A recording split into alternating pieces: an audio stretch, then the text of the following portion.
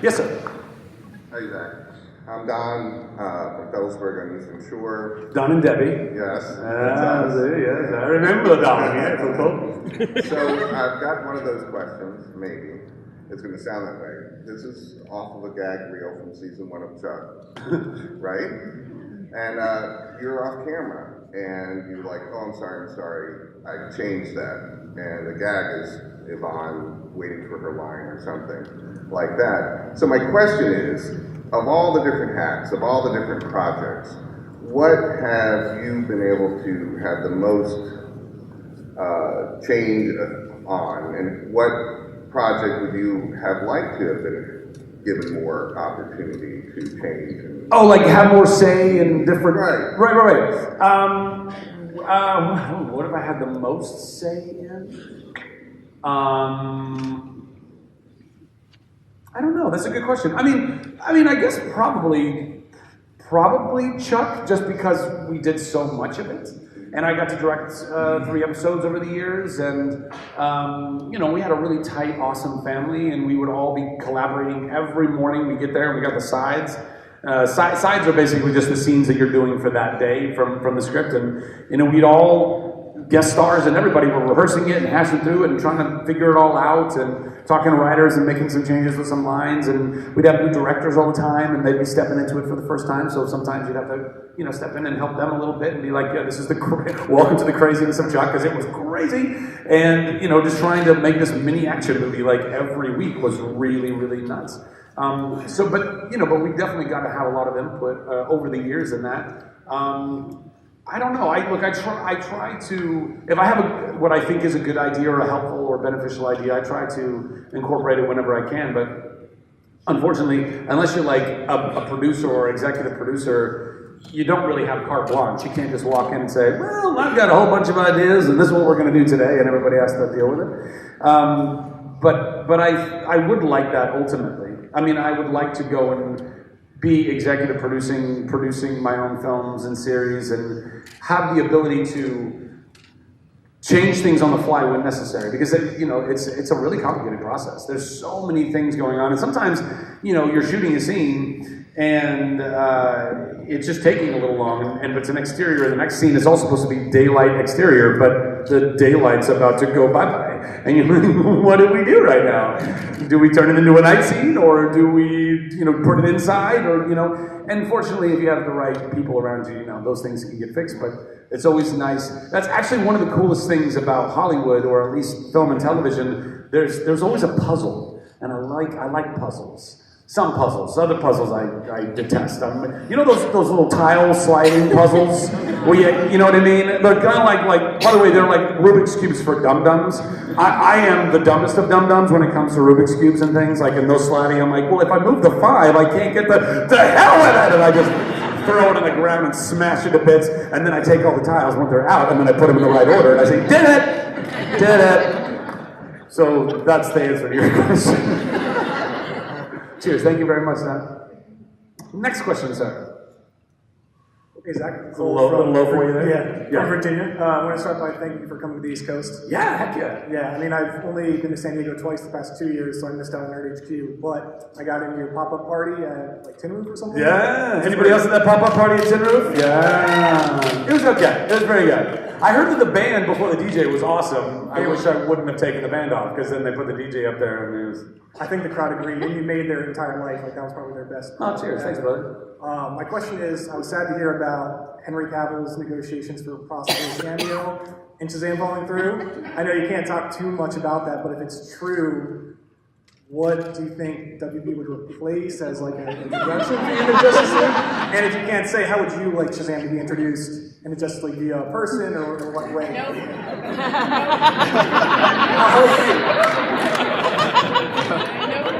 Thank you for your question, sir. I have no. Those are really cool lights.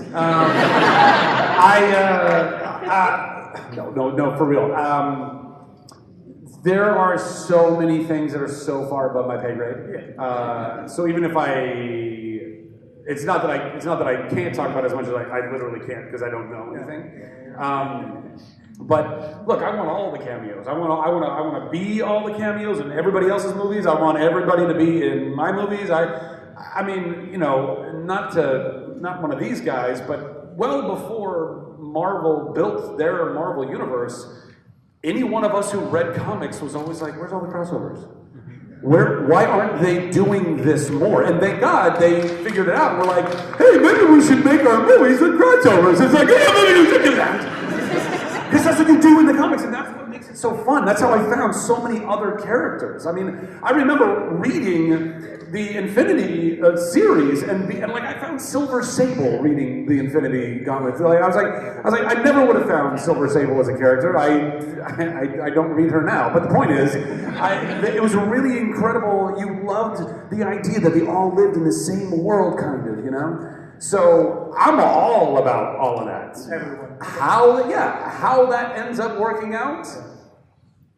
Exactly. I have no idea. Okay. But thank you for the question. Yeah. Yes, hello. Hi. Where's your tiara and your Pascal? I put them back over there. Whatever. I'm sorry. It's fine. What's like your favorite scene that like you ever like shot in Chuck? I know it's a hard one. I don't remember any of them. Remember? Oh yeah, that's true. What favorite scene that I shot in Chuck? I don't know. I mean, I always liked all the danger. Like like vividly, I remember, you know, dangling off of a balcony in a hotel in like Redondo Beach, whilst being tied to Adam's back, and us like being swung around in that hotel room and like knocking out Russian thugs, and then I'm like getting pushed out the window. I'm like, ah! You know, and I'm pretending like I'm really scared, but really inside I'm like, this is fucking dope! And all, you know, people are like, weren't you scared? I was like, I am not. I have an incredible stunt team. Mary Yonka and our entire team were so great, and I knew that they crossed every T and dotted every I, and then I just got to go and do things, you know, all the harness work where I got to, like, you know, Spider-Man kiss Yvonne in that one episode, and all that fun stuff. Like, it's like, to me, because that's going and acting in scenes. You know, as an actor, you get to do a lot of acting, but you don't always necessarily get to do a lot of stunts, and you certainly don't get to do a lot of stunts that involve you doing things that are highly illegal. So doing all the things that were borderline highly illegal were definitely the most fun for me. Gotcha. Yeah. I have like another second part question. And Everybody's got a two-part question. Guys, we got to keep this to one part, so we got a long queue here.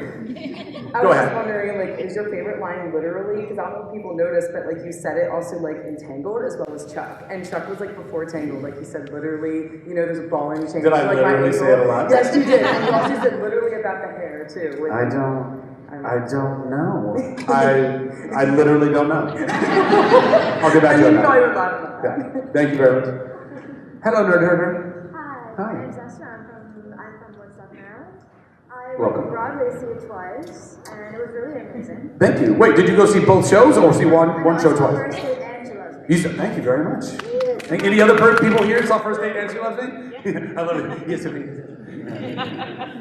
So my question is, Veronica Mars was announced that it's going to be revived.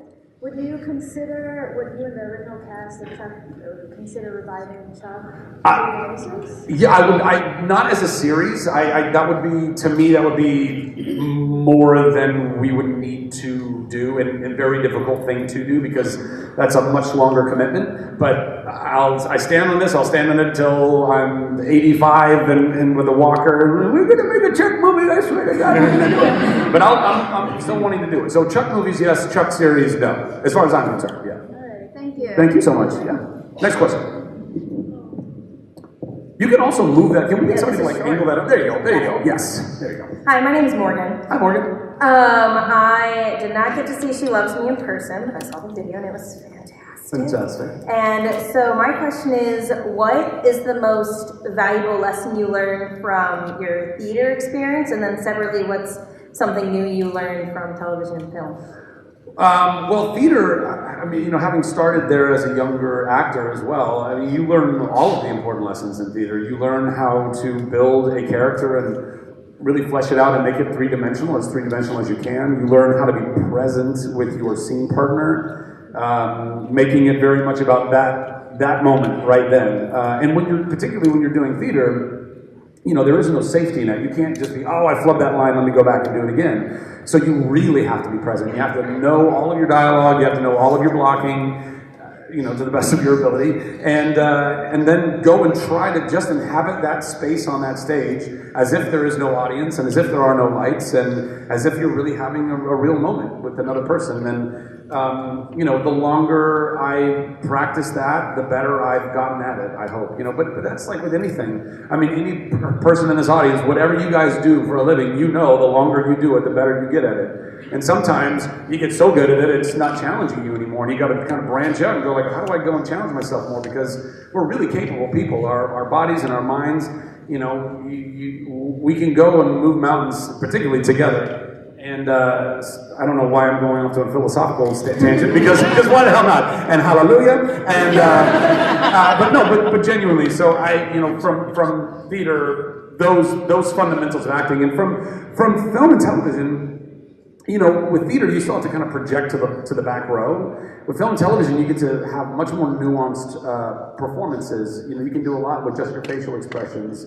And I have a big rubber face, so I have to tone that down. I was doing facial expressions for the little old lady with the bad eyesight in the back row of the theater, so I would be doing all that stuff. And then I started doing television, and they were like, "You just calm that down a little bit.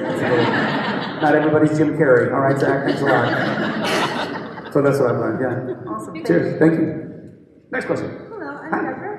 Hi, I had a question. I really enjoyed the Psych movie and your performance in it. Thanks. Wondered what that was like. I imagine it'd be a lot of fun for you. I had a ball working with those guys. I became friends with the Psych folks. Dwayne and I kind of knew each other a little bit prior, just in passing from the business. And then he was working on Psych, and then they started coming and doing panels at HQ, and they were just always so lovely. And we very quickly established that the Psych fans and Chuck fans were basically like the same pool of people, which was awesome. And we had pineapples in common. So it just felt really awesome hanging out with them all the time. And then they tried to get me into the musical episode of the show and couldn't. I was doing Thor at the time, the one where I lived.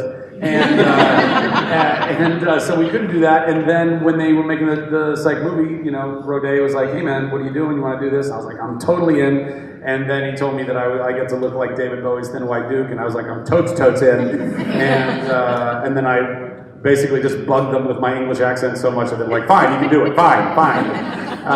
But they really let me again, build a character and create something that I had so much fun doing. So it was a ball. Oh yeah, thank you so much. Yeah, my pleasure. Yes, Shazam, my boy.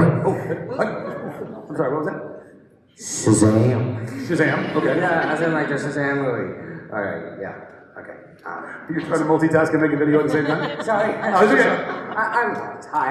I saw your trailer. It was funny. You said clarify Elijah as a Superman mixed in with me. But I have like two questions. The first question is, I know that the Justice League movie didn't have enough box offices, but if they actually managed to make a Justice League 2 in the future because of that cliffhanger, would Shazam be in that, in Justice League 2? Also, I heard there were rumors that Dwayne Johnson could be playing as Black Adam, or he's confirmed, but he's actually playing as they're getting his own movie.